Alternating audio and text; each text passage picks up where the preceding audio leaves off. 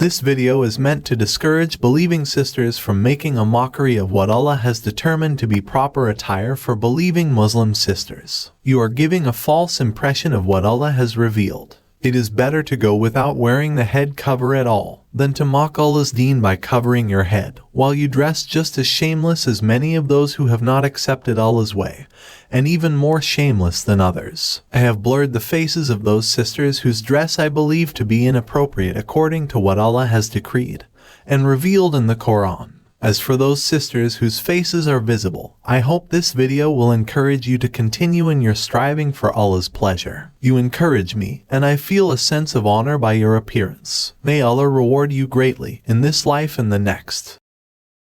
I seek refuge with God from Satan the outcast. In the name of God, the gracious, the merciful. Peace, blessings, and mercy of God be upon you. And welcome to another session in Common Sense Lessons from the Qur'an. In this lesson entitled, Is Hijab a Mockery to Believing Women's Dress Code, as Ordained by Allah? We want to discuss what we believe to be the true dress code for believing Muslim sisters, as revealed by God in the Qur'an. In comparison to the codes of dress that are practiced by many believing sisters living in the USA and in other Western-influenced countries, so-called Islamic countries included. Let us examine a few verses from the Qur'an that embodies what Allah has determined to be the proper manner of feminine expression in character and dress. And let me warn you that I am going to be very blunt in word and clear in visuals, so you might want to prepare yourself for this call it as I see it video. In chapter 24, The Light, verses 30 to 31, we read, Say to the believing men that they should lower their gaze and guard their modesty. That will make for greater purity for them, and Allah is well acquainted with all that they do. And tell the believing women to lower their gaze and be chaste, and to display of their adornment only that which is apparent, and to draw their veils over their bosoms, and not to reveal their adornment save to their own husbands, or fathers, or husbands' fathers, or their sons, or their husbands' sons, or their brothers, or their brothers' sons, or sisters' sons, or their women, or their slaves, or male attendants who have no physical desire, or children who know not of women's nakedness, and let them not stamp their feet so as to reveal what they hide of their adornment. And turn unto Allah together, O believers, in order that ye may succeed. The first thing I want to point out in the verses just read is that I am not overlooking the fact that men are also subject to a similitude of this commandment in the Qur'an.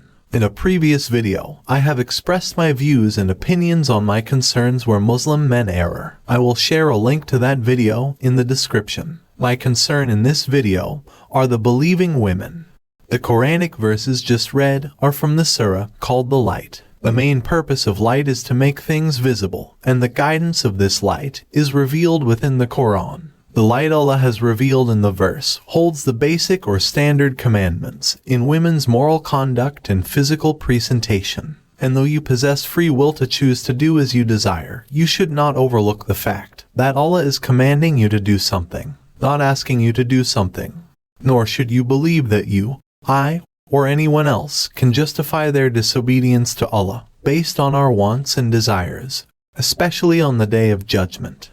Allah is absolute, and so are His commandments. No one has the right to change what Allah has revealed, or attribute their cultural or personal beliefs to what God has revealed in the Qur'an. If you want to practice them along with what God has revealed, there is no crime in doing so, as long as they are not in conflict or disobedience to what God has revealed. And it is He who is going to judge us all on the Day of Judgment. Moving on. I have found that the term hijab appears in the Qur'an in different forms 8 times. 7 times as a noun, and 1 as a passive participle. Yet, not one time has Allah associated it with hair, or believing women covering their hair in any way. Hence, when associating the word with believing women covering their heads, Allah's words are taken way out of context. Read the associated verses for yourself. As for what can be ascertained from chapter 24, The Light, verse 31, concerning women's dress, is that what many believing women have determined to be sufficient in relation to what Allah has revealed of their dress code falls far short of Allah's requirements for proper dress, and being in compliance with what Allah has revealed concerning the matter. What Allah has revealed is about women being modest and not displaying their adornments to others than those stated. The verse is full of key points and guidance on how believing women are to dress and present themselves in public, and in the presence of those outside a specific class of people. Chastity comprises of purity of nature and virtuous behavior. The lowering of the gaze, with its purpose, is only a fraction of the modesty and chastity commanded by Allah. Someone who is modest and chaste must also refrain from public displays of sexual activities that are considered immoral forms of behavior. Allah also commands that women not display their adornment to any but a selected group of relatives and people. Do you hurry to grab your headscarf and cover your hair when one who is not of those mentioned by Allah in the chapter of the light enters your domicile, while you leave the other parts of your body that excite men sexually exposed to view? How could it be that Iblis, also known as Satan, has corrupted your God-given common sense to such an extent, and have sisters believing that his verses are about covering their hair, when hair, like the word hijab, are not even mentioned in the verse? Or is it that you are overlooking what God has revealed in the same verse of the Qur'an, like when he revealed, or their slaves or male attendants who have no physical desire? As this was revealed to Prophet Muhammad, isn't it more likely that those having no physical desires may have been due to their being of old age, or the male attendant being a eunuch, as the castration of some male servants was an Arabian custom? And towards what are the physical desires directed? That would require a believing woman to perform the modest behavior and physical covering that Allah has commanded in the verse. Do you sincerely believe that the physical desires mentioned are towards the hair? Also, why did Allah give a pass to the children who know not of women's nakedness? Could Allah have made it any clearer? This thing many believing women practice today, that has come to be known as hijab, has little or nothing to do with sisters covering their heads and hair.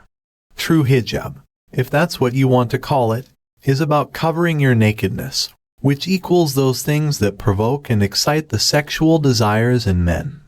And if the exciting of men sexually is not knowingly the goal, then why have they engaged themselves in such provocative poses and displays of their true adornments, while covering their heads, which holds a lot less significance to most men?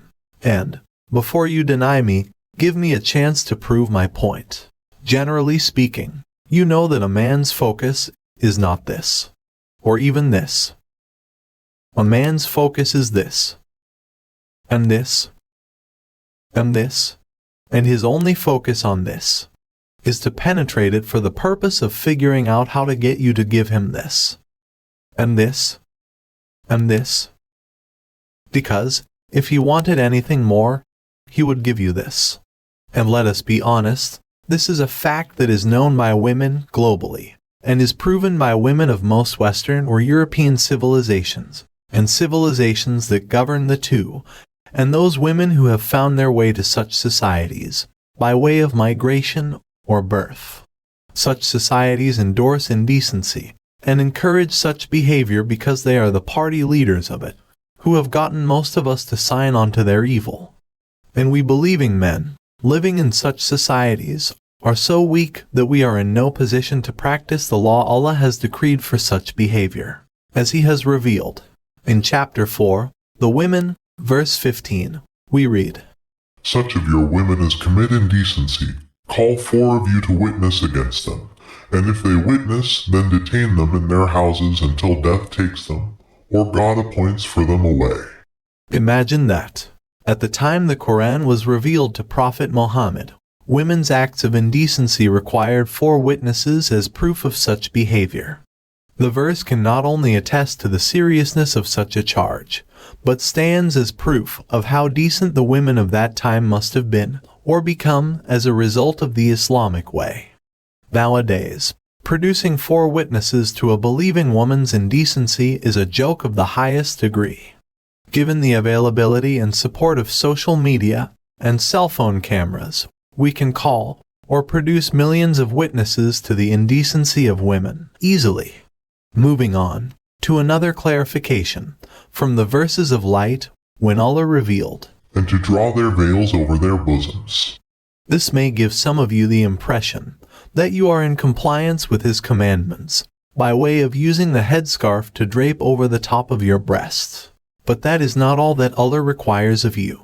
In chapter 33, the clans, verse 59, we read, O Prophet, say to your wives, daughters, and believing women to draw their outer garments over their bodies. In this way it is more likely that they will be recognized as virtuous and not be harassed. And Allah is all-forgiving, most merciful. In truth, I can't say the exact type of garments they were, but God tells Prophet Muhammad to tell his wives, daughters, and believing women to draw such garments over their bodies, not their hair and not their heads. Allah also revealed why they should do it, and then Allah seals the verse with His forgiveness and mercy.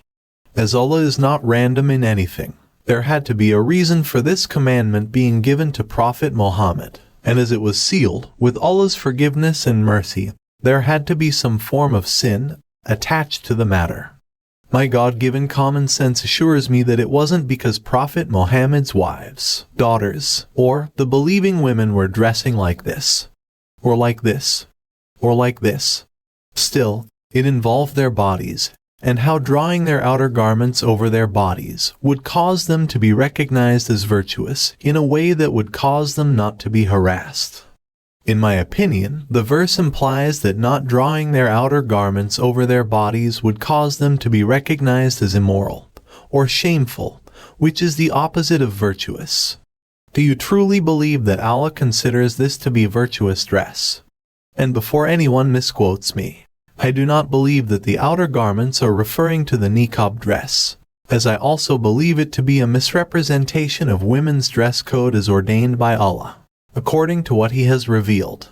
And though it is your right to dress in that manner if you wish, it is wrong to attribute it to Allah, Prophet Muhammad, and the Qur'an as the solely ordained code of dress for believing women.